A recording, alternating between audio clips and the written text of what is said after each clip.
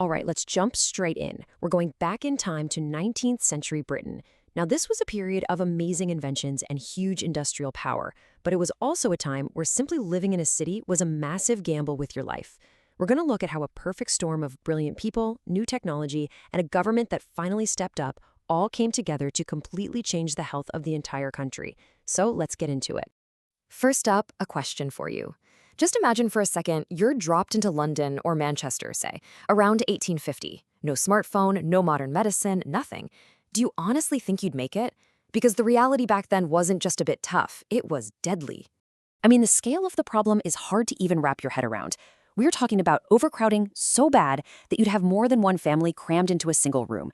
Raw sewage would just sit in cesspools, often spilling out into the streets. There was no organized garbage collection, so trash just piled up, and houses were swarming with rats. And just getting a drink of water, that was a risk. The pumps were only on for a few hours a day, so you'd store it at home where it would go stagnant and horrible. So, yeah, no surprise that killer diseases like cholera and typhus were just everywhere. So, faced with this total nightmare, who was going to step up and fix it? Well, the first part of the answer wasn't the government, not yet. It was a handful of brilliant, determined people. These were the pioneers who started to figure out what was actually making everyone so sick. And wow, once things started moving, they moved fast. The pace of discovery was just mind-blowing. In less than a century, medicine was completely turned on its head. It was like one breakthrough after another, from Jenner's vaccine right up to Lister, making surgery something you could actually survive. Each discovery sort of stood on the shoulders of the last one, so let's break down a few of the big ones. Let's kick off with Edward Jenner. Now, this guy was taught to actually experiment and observe, not just to trust what was written in old books. He noticed something really interesting. Milkmaids who got a mild disease called cowpox never seemed to catch the deadly smallpox. So he had a radical idea, and from it he developed the world's first vaccine. And get this, it was so successful that the government actually paid him to keep going. That's a huge deal, an early sign that maybe, just maybe, health was a national issue. Okay, next up, surgery. Before 1847, it was basically a horror show. Fast, brutal, and unbelievably painful. Then along comes James Simpson, who discovers that chloroform can knock a patient out cold, a total game changer. But there was a big problem. The dosage was really tricky, and too much could be fatal. It took another smart guy, John Snow, to figure out how to control the dose with a special inhaler, finally making anesthesia safe. But this next one, this might just be the most important breakthrough of them all. For centuries, people thought diseases were caused by miasma, basically bad smells in the air. Then, in 1861, the French scientist Louis Pasteur came along and proved them all wrong. He showed that the real culprits were invisible microorganisms, germs. His germ theory was the scientific proof that finally provided the definitive link between dirt and disease. And honestly, it changed everything. So if Pasteur gave us the theory, Joseph Lister was the one who put it into practice. Lister read Pasteur's work and had a massive light bulb moment. He thought, well, if germs cause disease, then killing the germs should prevent it. It's simple, right? He developed a carbolic acid spray to kill germs on surgical tools and in wounds. The result? Death rates from infection after surgery absolutely plummeted. This was germ theory in action, saving lives. But here's the thing. These brilliant ideas weren't quite enough by themselves. To really take the fight to the germs and build a healthier country, these pioneers needed better tools. They needed new technology. And it all starts with the basics, really. The Industrial Revolution was improving how everything was made, including something as simple as glass. So you've got better quality, clearer glass, which meant you got much, much better microscopes.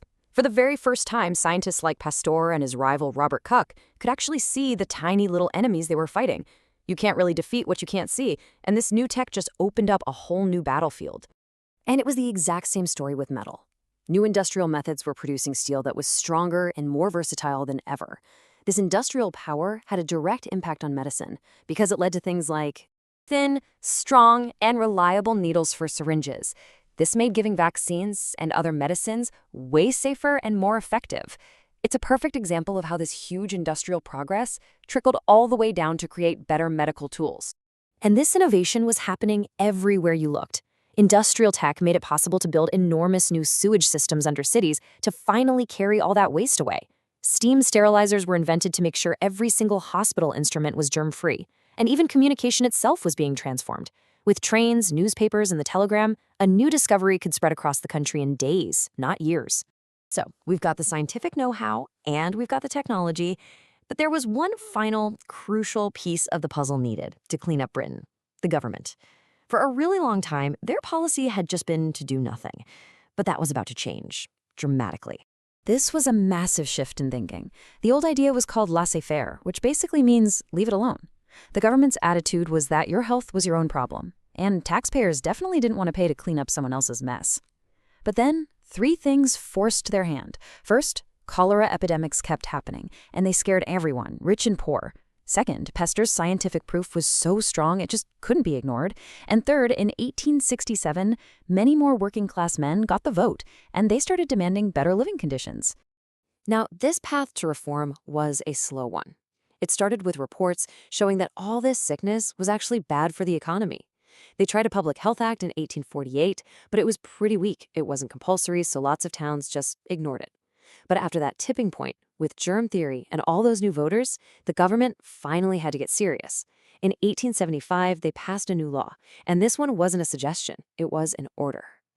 And this brings us right to the climax of the story, the 1875 Public Health Act. This was the moment. This is when the work of individuals, the power of technology, and the force of government all came together and kicked off a genuine revolution in public health. So what did this law actually do? Well, it was simple and powerful.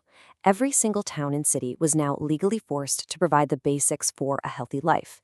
We're talking clean water, proper sewers, and even a medical officer of health whose entire job was to monitor disease and keep the town clean. It was a complete and total transformation.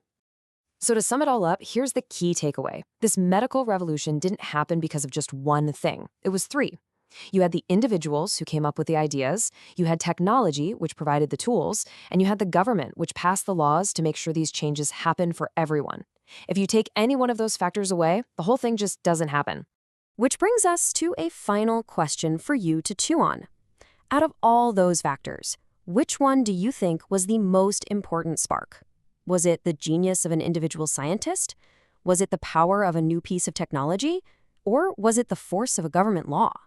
There's no single right answer. But thinking about it, that's how we get to the real heart of this incredible story of how Britain finally got clean.